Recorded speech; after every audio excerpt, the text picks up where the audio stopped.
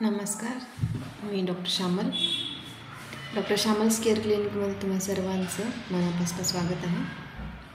आज आपण कुठल्याही आजाराबद्दल बोलणार नाही किंवा कुठल्या आजाराच्या सोल्युशनवरती पण बोलणार नाही.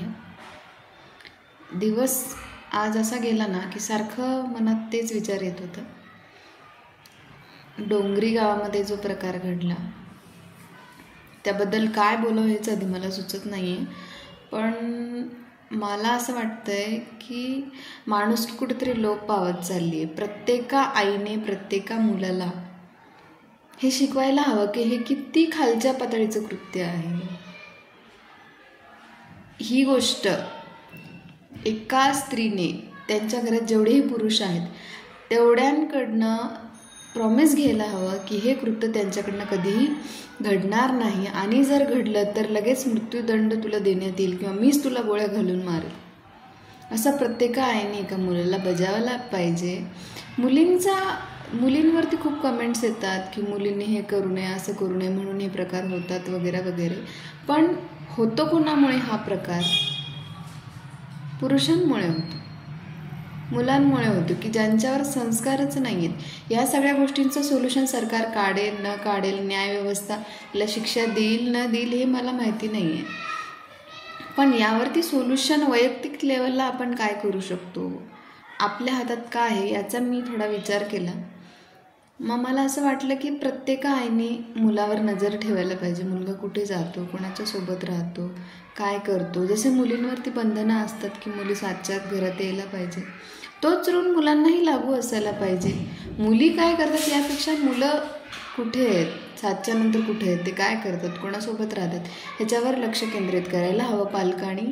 आणि त्याचबरोबर मुलांना दैनंदिन जीवनामध्ये तुम्ही ही गोष्ट बजावून सांगायला पाहिजे आणि शिकवायला पाहिजे की हे कृत्य खूप अमानुष आहे. या गोष्टीबद्दल बोला, डिस्कस करत चला. नो मॅटर तुमचा मुलगा किती वयाचा आहे, सगळ्यांना सगळं कळतं आता. पण त्यांचं असं नाही की नाही माझा मुलगा तसा नाही आहे, तो तसा करणार नाही, असं कोणीच बोललं नाही की तुमचा मुलगा तसा करणार. पण तुम्ही हे त्याला शिकवण द्यायला पाहिजे. ही माणुसकीची शिकवण दैनंदिन जीवनात जसं आपण शिकवतो की हे करायचं नाही, ते करायचं नाही, त्याचबरोबर स्त्री जातीचा सन्मान करायला शिकवा. ती बहीण असो, मैत्रीण असो, मुलगी असो, आई असो, आत्या असो, मामी असो, कुणी असो, सगळ्या स्त्री वर्गाचा त्यांना सन्मान करायला सांगा. म्हणजे ती भावनाच कधी मनामध्ये येणार नाही. आणि शिक्षा तर त्याला व्हायलाच पाहिजे, त्यात काही वाद नाही आहे. आणि कसं झालं आहे, शिक्षा होत नाही म्हणून या गोष्टीला पाठिंबा दिल्यासारखं होतं आहे. भर रस्त्यात त्याला जाळा, त्याला फाशी द्या, कुणाची काय मजल होणार आहे? तर तसं होत नाही आहे म्हणून त्या लोकांची मजल जास्त वाढली आहे. त्याला तर शिक्षा व्हायलाच पाहिजे. पण माझं असं मत आहे की त्याला त्याच्याच आईवडिलांनी शिक्षा म्हणून मृत्यू द्यायला हवा होता. कारण ह्या कृत्याला माफी नाहीच आहे, या चुकीला कुठेच माफी नसणार आहे. इतकी मोठी चूक आहे, एक चिमुकली, तिचा जीव गेला, इतका तिच्यावर अत्याचार झाला, काय ते कृत्य, काय त्या आईला वाटत असेल, त्या आईवडिलांना, त्या कुटुंबाला. मला तर आठवून म्हणजे झोप येत नाही त्या गोष्टीमुळे की आपल्याही घरात मुली-बाळे आहेत, सगळ्यांच्याच घरी असतात. जर त्या मुलाच्या बहिणीवर किंवा त्यांच्या घरातल्या कुठल्या व्यक्तीवर जर हा प्रसंग ओढवला असता तर त्यांनी हीच मागणी केली असती ना की त्याला मृत्यूदंड द्यायला हवा म्हणून. मग त्या आईवडिलांनी त्यांच्या मुलाला स्वतःहून मृत्यूदंड द्यायला पाहिजे होतं जेव्हा ही गोष्ट त्यांना लक्षात आली तेव्हा. का तर असा मुलगा असण्यापेक्षा नसलेलाच बरा ना. हे कृत्य त्याला जर सोडलं तर तो दुसरं कोणासोबत करू शकतो. माणुसकी पूर्णपणे लोप पावत चालली आहे. तर दैनंदिन जीवनात आपल्या घरामध्ये आपण काय करू शकतो वैयक्तिक लेवलवरती, मी हे सांगते सगळ्या स्त्रियांना की प्लीज दैनंदिन जीवनामध्ये तुमच्या मुलांना शिकवा, बोला, त्यांना या गोष्टीची समज द्या. प्लीज माझी विनंती आहे सगळ्यांना. मुलांवर लक्ष ठेवा, ते काय करतात, कुठे जातात, कशा संगतीत आहेत, काही व्यसन करतात का. आजकाल छोटे छोटे मुलं व्यसनाच्या अधीन आहेत.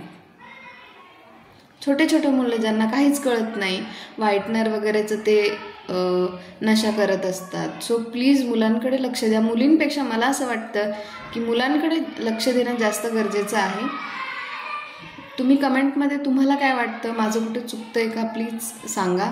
आणि राहिला प्रश्न न्यायव्यवस्थेचा, तर न्यायव्यवस्थेवर तर माझा विश्वास राहिलेला नाही आहे. कारण पॉलिटिशियन्स आणि बाकीच्या लोकांचा जे दबाव असतो न्यायव्यवस्थेतल्या लोकांवर, म्हणून मग ते काही डिसिजन्स घेऊ शकत नाहीत. पण प्रत्येकाने विचार करायला हवा की जर आपल्या घरी ही घटना घडली असती तर आपल्याला झोप आली असती का? नसती आली. आपल्या घरची घटना समजूनच सगळ्यांनी या गोष्टीकडे बघायला पाहिजे. न्यायमूर्ती असोत, लॉयर असोत, सगळ्यांनाच माझी विनंती आहे आणि सगळ्या स्त्रियांना माझी विनंती आहे, प्लीज या गोष्टीबद्दल बोला, शिकवा, लर्न. त्यांना ह्या गोष्टीबद्दल एक शिकवण दिलीच पाहिजे सगळ्यांनी. आणि असं नाही की घरात तसं वातावरणच असलं पाहिजे. मुळात संस्कार या गोष्टी आपण थांबवू कधी शकतो? आपल्या संस्कारानेच या गोष्टी आपण थांबवू शकतो. सो प्लीज आपल्या मुलांना, जेवढेही पुरुष आपल्या घरात आहेत त्यांच्याकडनं हे प्रॉमिस घ्या की हे कृत्य कधीच होणार नाही. मी असं नाही म्हणत आहे की ते तसे असतील नसतील, पण तरीही तुम्ही त्यांच्याकडनं हे वधवून घ्या की हे असं कधीच होणार नाही. कमेंटमध्ये नक्की कळवा माझं कुठे चुकतं आहे का, किंवा तुमचं काय मत आहे या गोष्टीबद्दल. माझं तर सगळं डोकं बंद पडले. मला आज काहीच करायची इच्छा नव्हती. मी फक्त एवढंच आठवत होते की एका आईला किती वेदना होत असतील त्या गोष्टीच्या. कारण आपल्या बाळाला जर खरचटलं तर एका आईला खूप खूप त्रास होतो, वेदना होतात. ती स्वतःला दोष देत असते की मी कुठे होते, किंवा मी कुठल्या कामात होते, एवढ्या महत्त्वाच्या कुठल्या कामात होते की मी माझ्या बाळाकडे दुर्लक्ष केलं. सो प्लीज शिकवा, एज्युकेट करा. जेवढे लोक आहेत तुमच्या फॅमिलीमध्ये, नातेवाईक, फ्रेंड, सगळ्यांना या गोष्टीबद्दल तुम्ही बोला की तुमच्या मुलांवर लक्ष ठेवा, त्यांना एज्युकेट करा, संस्कारांनी त्यांना जिंका. म्हणजे हा असा प्रकार कधीच कुणावरती व्हायलाच नाही पाहिजे. आता सध्या हा प्रकार खूप वाढलेला आहे, म्हणून प्लीज माझी विनंती आहे सगळ्यांना कळकळीची, त्या घरावर जो प्रसंग आला आहे तो कोणावरच यायला नाही पाहिजे. थँक्यू.